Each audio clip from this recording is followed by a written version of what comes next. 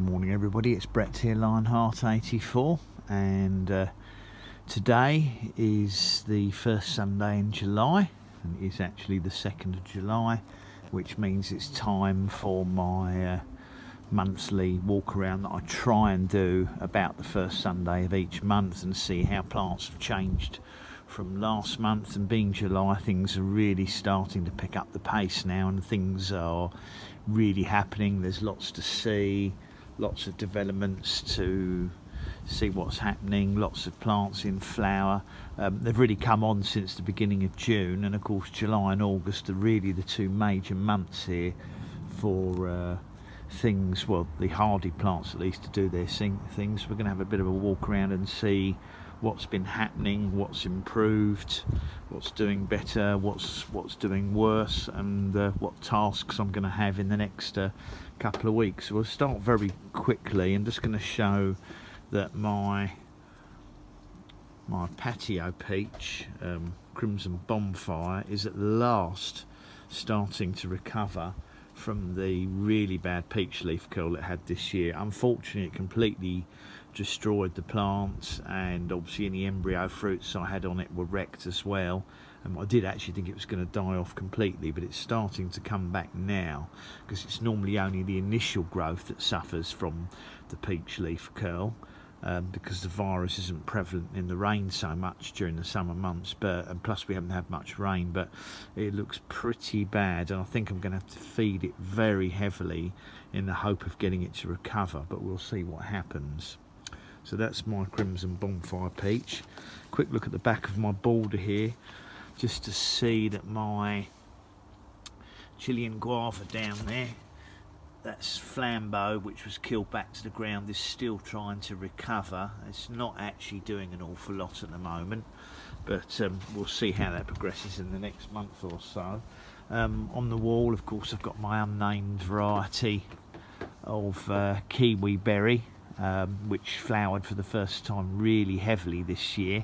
Wasn't killed by the late frosts of flower buds, and it was covered in flowers, and I did think that perhaps a handful of the flowers showed signs of perhaps holding on to embryo fruits, but in the absence of a pollinator, I'm afraid that out of thousands of flowers, every single one dropped off.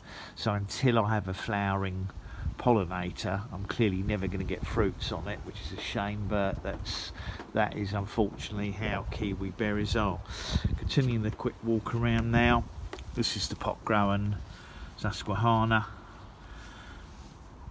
pawpaw that I've got.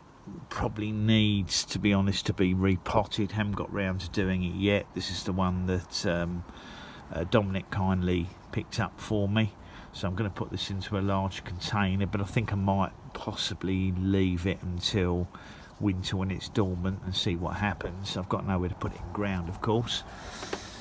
Carrying on the walk, growing in a container here is my medlar. I think this one's called Sibley's Patio Medlar. No, Blaze Patio Medlar, my mistake. Don't know why I said Sibley's. Blaze Patio Medlar. It's got a lot of fruits on it. They got badly scorched, a few fruits I had last year, by the extreme weather we had in July and August, or certainly in July. So I'm hoping that we won't get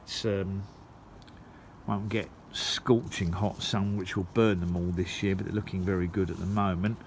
Just behind there is my late season blueberry. Got lots of fruits on it, but they're not really at ripening stage yet. Quick look down here at my in-ground Myers lemon, which was killed back almost completely to the ground, but there's one shoot now coming out on it, which seems to be doing quite nicely. Touch wood, the snails, for whatever reason, have left this one shoot alone. It does appear to be a lemon. The leaves look correct for the Myers lemon, and the shoot seems to be coming out just above the graft line, so I am optimistic it is the Myers lemon, but we'll obviously find out one day when it flowers. Here's my white mulberry. This one is Carmen, still producing fruits on it. They're not a bad size. They are do tend to get eaten by, there's a beetle that seems to frequent this plant. I'm not sure what sort of beetle it is, and it does eat the fruits. The birds haven't noticed it, but I am being left a few. Let's try this one. It's a good size actually. Nice, but I mean literally I'm picking them every day. Just a handful of fruits. It's not worth trying to pick them and do anything else long term with them. It's best just to eat them, but some of them sort of rot on the tree if I've missed them. That one's just about edible, I would say, but they start to ferment, and of course if they get nibbled out by insects, they deteriorate quickly. That was still edible. Behind it, and absolutely covered in flowers now, is my Mammoth pineapple guava. Variety is Mammoth, and this has got a really good crop of flowers on it this year, and as you probably recall, the petals on these flowers are edible, so you can pick them and eat them. It doesn't affect the ability of the flowers to produce fruits. They've kind of got a soft, squashy, like a spongy texture to them. There is some sweetness in the petals, as far as I'm concerned. Some people absolutely love them and think they taste like candy floss. To me, they've got like a spongy sweetness to them, but they are certainly edible. But the plant is absolutely covered in flowers. A good crop this year, and I am hand pollinating them with my other varieties in an attempt to get some more fruits this year, and I will be obviously covering those during the course of the growing season, and I will cover the other pineapple guavas as we walk around the garden. Loads of blueberries now on two of my blueberry plants, and I have been picking and eating these. Interestingly, although the birds have, I think, pinched a couple, they've not been taking too many, and these are quite sweet at the moment. And the other variety behind is also producing from fruits. As I said, the birds for whatever reason aren't going too mad on them at the moment, so I'm getting a few without worrying about picking them too much.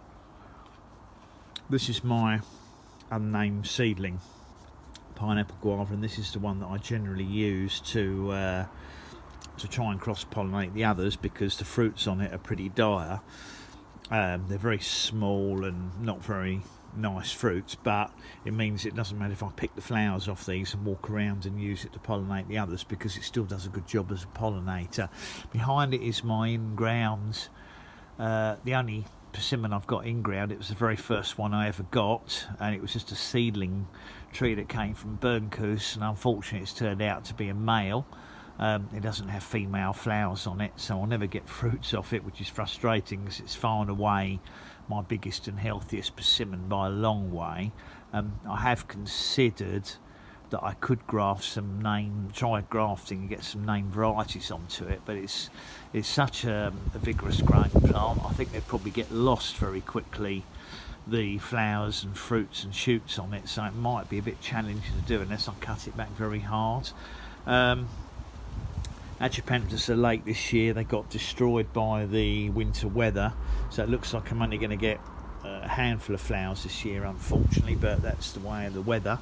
My in-ground pomegranate bush, quite excitingly, has actually got some flower buds on it, and I'm going to actually do a proper detailed standalone video on this later in the week, which will show the open flowers in greater detail and how long it's taken them to develop from just the buds appearing to the flowers opening. So they'll be shown properly later in the week. Now behind the pomegranate I've got an in-ground pawpaw, which probably doesn't like its location. It's never done a lot. This one is a sunflower, but it's too late to move it now because they don't like being transplanted, but I think it's being overwhelmed by the pomegranate, but I'm happy just to have a pomegranate doing well. Behind it is my Caesalpinia. Don't think it's going to flower this year. That's been cut back badly by the cold in winter. They're not very hardy plants, but it may produce a few flowers late in the summer. We'll see, because it's now regrowing quite strongly. Down on the ground, yeah, my bottle brush is kind of trying to recover, but I think it's being a bit overwhelmed by the other plants now, not getting enough light. It's not the end of the world, because I think actually suffering from drought from the looks of things, because we've had no rain hardly for ages, so perhaps I need to water it to see what happens. But as it's not a fruiting plant, I'm not too bothered if it doesn't grow back. It won't be the end of the world. Behind it we've got my butterfly bush or buddleia, which I've just got for ornamental reasons and for the flowers to attract bees and butterflies into the garden, but it's actually not even in flower yet, and it's been suffering badly from green fly and black fly attacks yet again. On the wall behind it got my what is that one called? I can never remember the name. Never remember the name of these climbers. Terrible really how my name goes on these. It's an orange bell shaped flower, and I can see the flower buds coming out, so that's going to put a fabulous display on this year. They grow very aggressively. My other named in-ground pineapple guava is my Triumph. That's at this one here. I cut it back very heavily this year because it was completely out of control and it got very leggy and was hanging all over the garden, so I cut it back hard, knowing that would cost me flowers. But it has got a few flowers on it, which I will obviously hand pollinate, and hopefully I'll still get a few Triumph fruits this year. We'll see what happens. Behind it is my large in-ground seedling pawpaw, which we've used as an experiment this year to graft a couple of varieties onto. This is a double graft, but only one of them appears to have taken. This variety is, that's Allegheny. Probably can't see because of the reflection. It's Allegheny. That graft seems to have taken. And the other graft, which is over here, has also taken, but it might be getting overwhelmed by the other shoots. And this one is Shenandoah. But more excitingly, so far, this tree, which is a seedling one and has produced edible fruits before, actually, that had a very pleasant flavour to them, has got some fruits on it, which now are getting to a decent size in July, which suggests to me, and I think I saw another one in here, there's a single one there, there's another 2 or 3 there. It does look, and I might be counting my chickens, but it does look as if it's going to produce maybe 5 or 6 fruits this year. I think there's 2 or 3 more up there. So it's looking promising so far. We'll see what happens. In ground here, my Crenum. That was killed back by the cold badly, but that's now got a flower bud coming out, so we're going to have some nice flowers on this fairly soon. I'm quite happy to have decorative plants. Carrying on around the walk around, there's got some of my figs. This is a grafted yellow Adriatic fig. It's got one Braber on it down there. It's one that I grafted onto a brown turkey. Looks like it's collapsing a bit from the weight now, but we'll see what happens. No more Brabers on that little one there. Got my little Chilean guava here in ground. This is Capel. Game destroyed by the cold, starting to come back now. There's one broken stem there. I think it's got all of one flower on it this year. I was expecting it to flower and fruit heavily, but unfortunately the cold destroyed it. Behind that, something that's not been affected by the cold is my Luma apiculata Chilean myrtle. Absolutely covered in, well, not covered, but it's got a lot of flowers on it.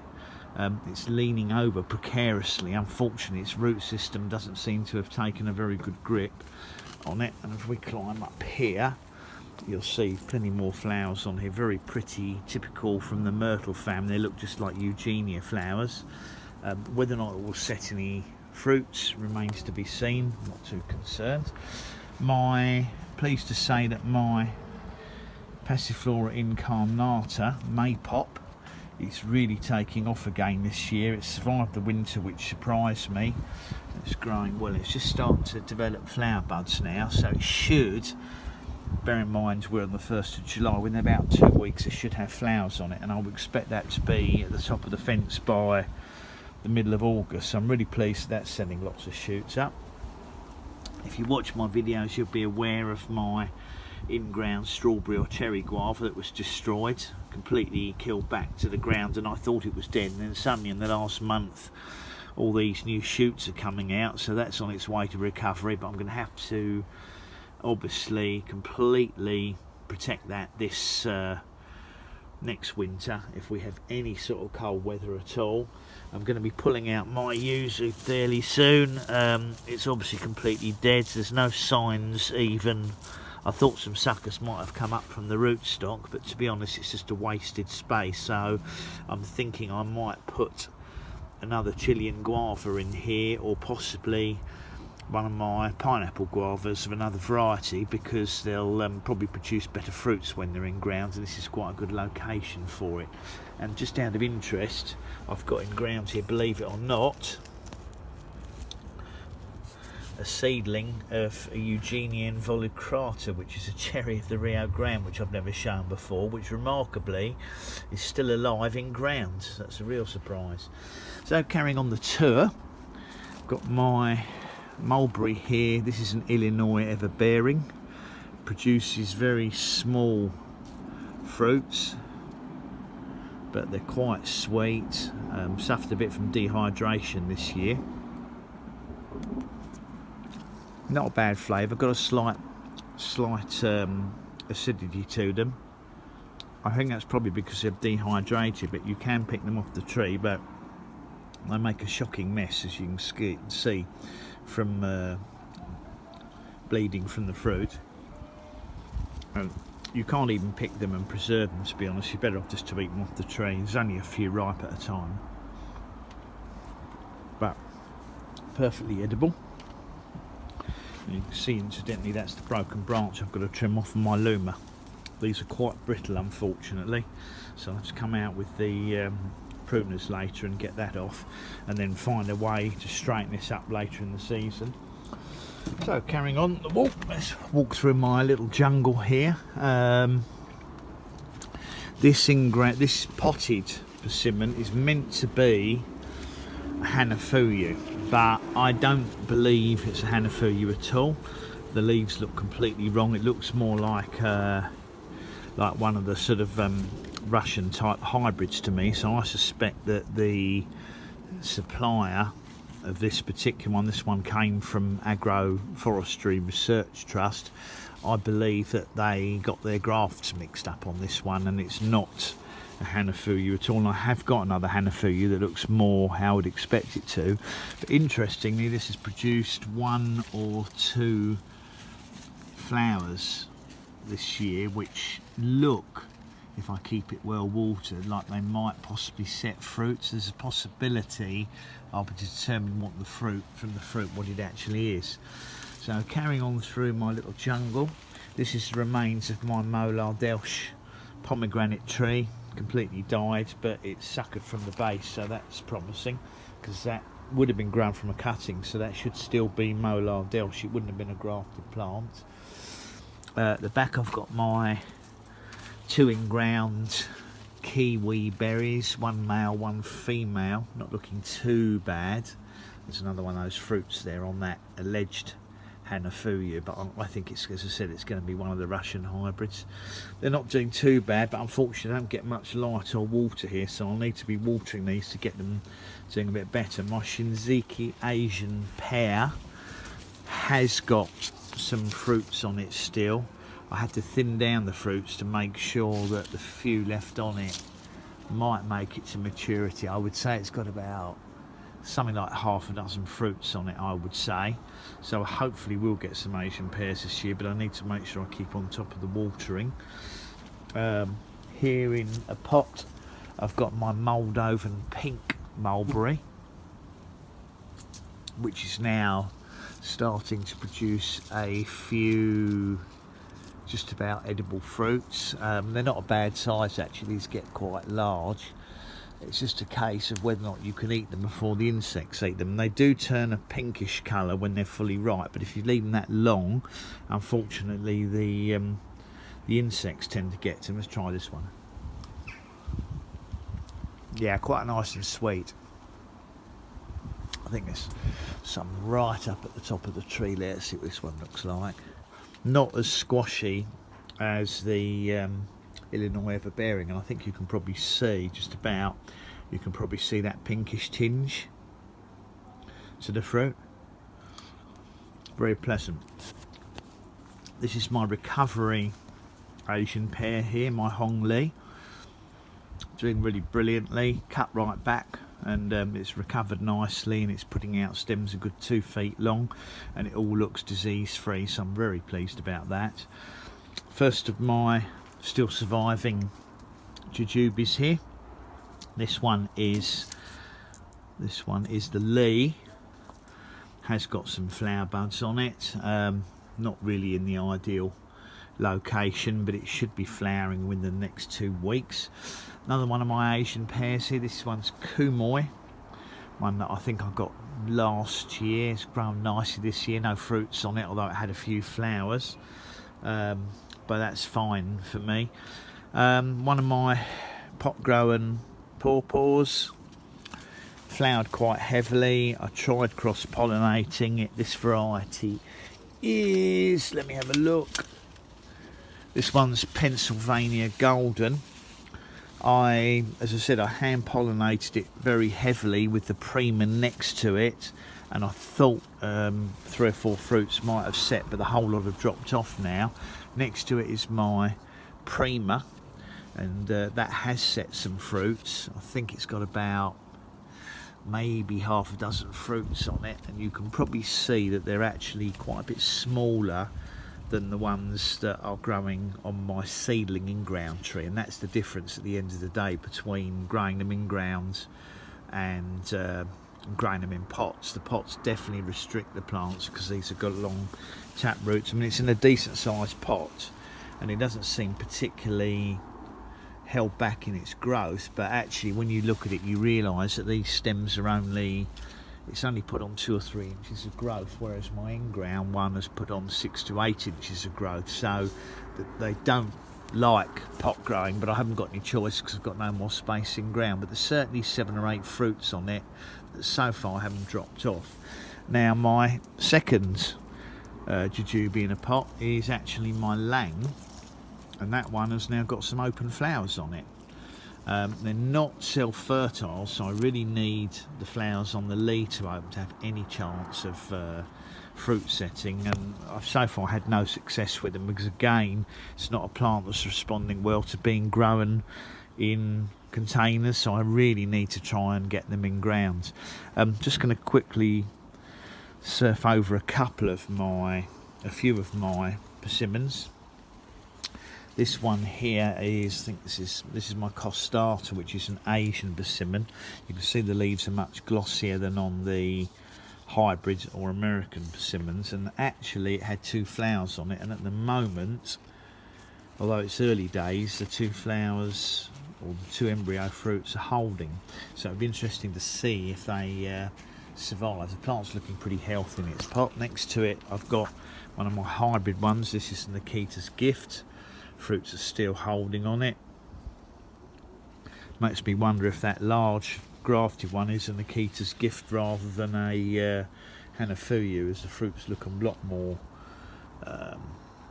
they look a lot more like this, the embryo fruits.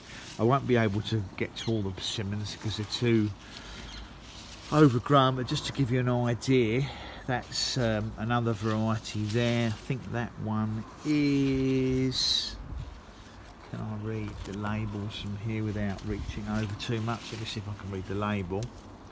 That one is a Muscat, and that again has quite a few decent sized embryo fruits on it. Behind it is a Rojo Brillant that has fruits on it, and I've got a Fuyu there with fruits on it. I would say about 80% of my persimmons in pots have this year are showing signs of fruiting, so we'll see what happens. Behind me is my Cornus Kusa. I'm not expecting any of these fruits to set, but they might prove me wrong. In actual fact, looking at that one there, the the bracts have dropped, and that actually looks like it's got a fruit on it. I think they get to about 1/2 inch, so it may well surprise me and produce a few fruits. I suspect they won't be very tasty, but it would still be interesting. And that's my pot grown Cornus Kousa. I'll move out now from the boggy area. This is my Szechuan pepper.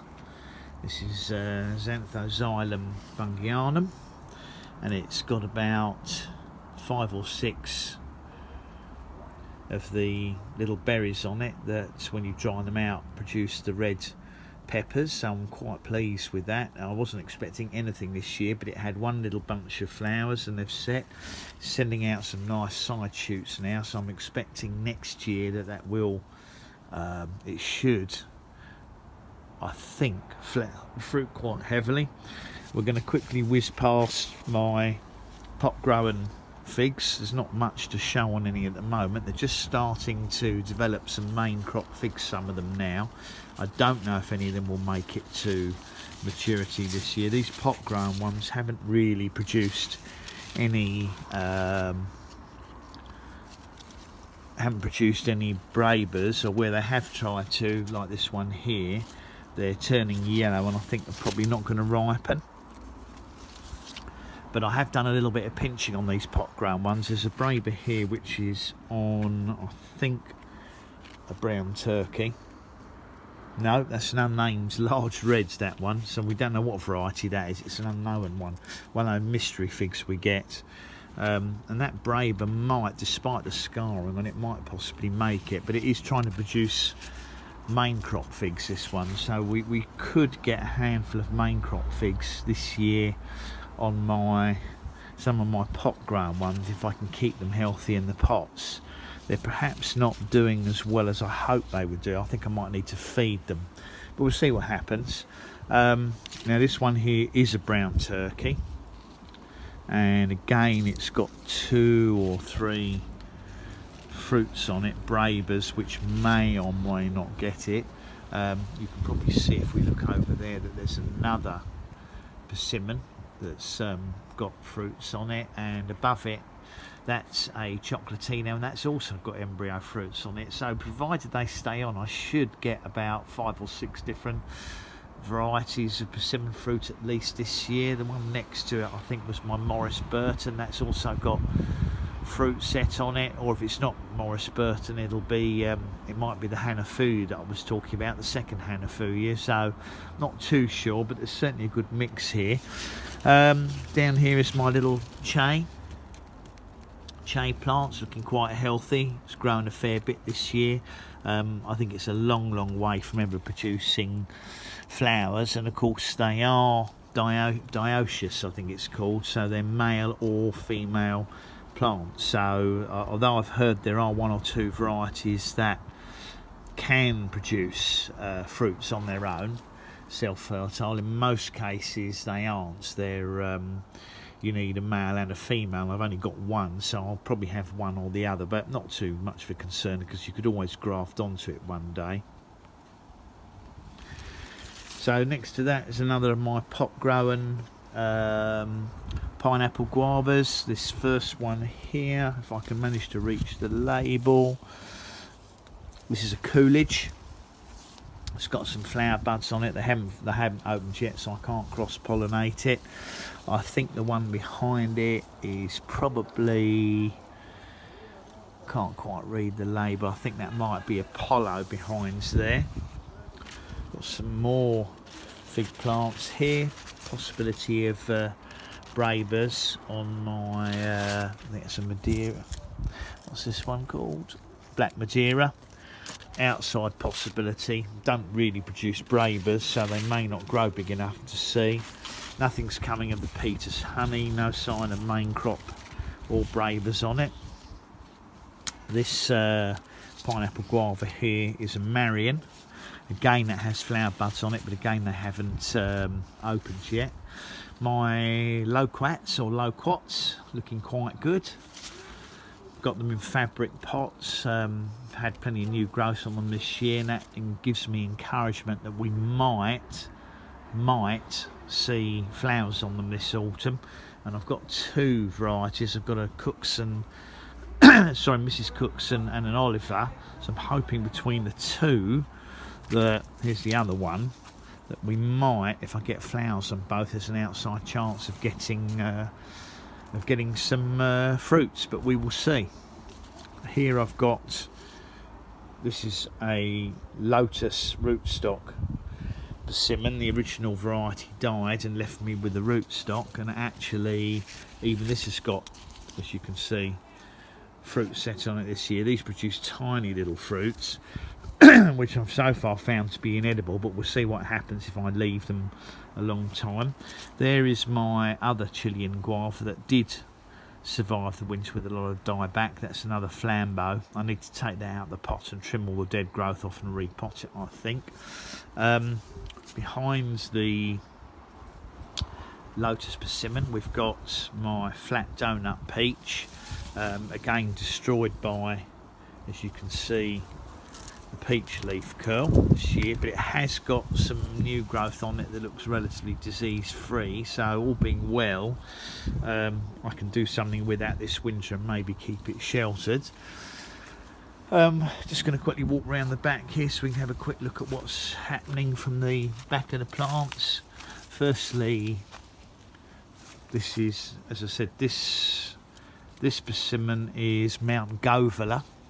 This has what looks like fruit set on it. That's a hybrid one. I think that's one of the ones that produces the largest fruits.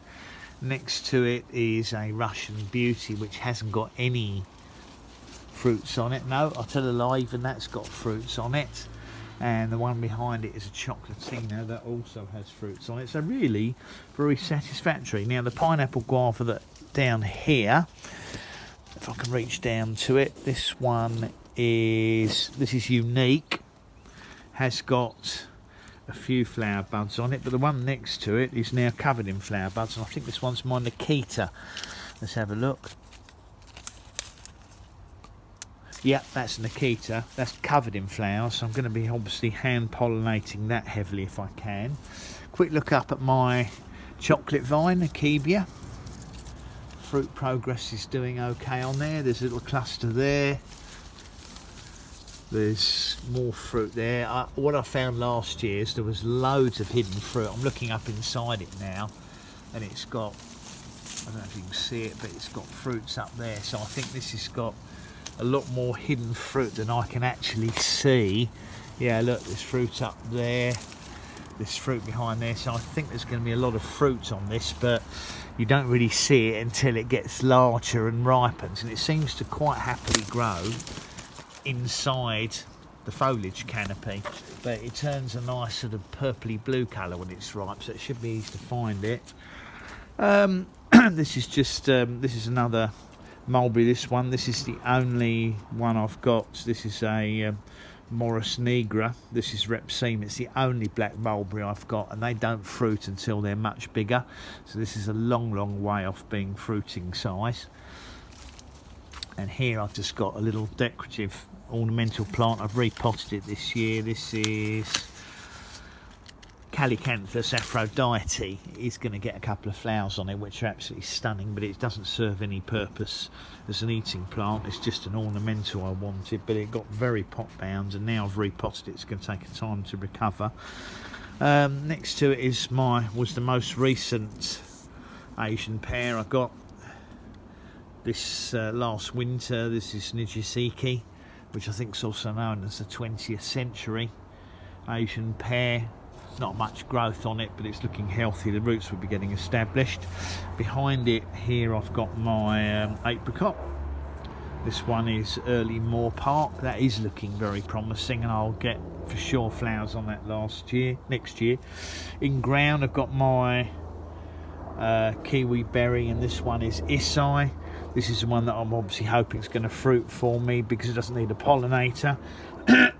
Excuse me. Unfortunately, it did have a few flower buds on it, and obviously the snails take a liking to the flower buds, and because it's not a particularly large plant, they managed to eat every single flower bud. But as I'm expecting it to grow up and probably cover the fence by the end of summer. I think next year there'll be too many flower buds for the snails to actually eat. I've got a little persimmon here which I'm going to do a standalone video on, which I've been experimenting with grafting, so I'm not going to cover that now.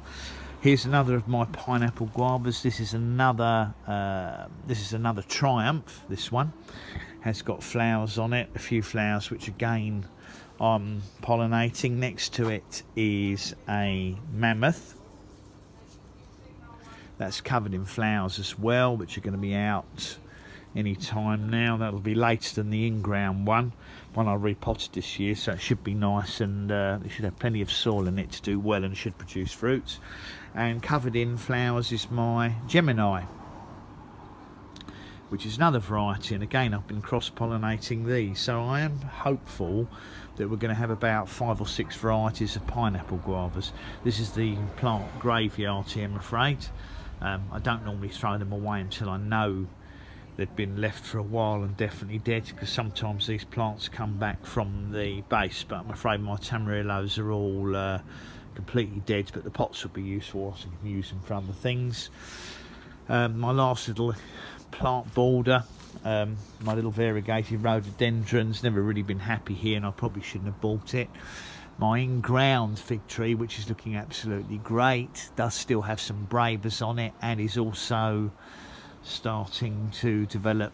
These are the brabers there. I'm looking promising that I should get about a dozen brabers. They don't look as if they're going to drop off now. Quite a good size. They should be ready by the end of July. My Japanese raisin tree is taking off this year, and that needs a new pot. That will get repotted next year. This Agropanthus wasn't as badly damaged as the other ones on the other border, and they've got a few flowers coming, but they have been hit badly this year. And my little blue sausage tree. So that's an overview. I'd say a quick look around, but it's a long video because there was a lot to see. But that was my and it's not a detailed one because I haven't covered all of the plants individually. Just quickly run over what's what. But I think that's probably dragged into 35 minutes, of which I apologise. But thanks for watching the video if you've lasted this long. Hopefully you've seen a couple of things of interest to you. Much appreciate it if you give me a thumbs up, obviously. Please do share the video. I think anybody might be interested in my little jungle here in the UK. Subscribe to my channel, and remember to click on the bell if you want to know when the new video updates come out. I'll catch up with you all soon. Brett out for now.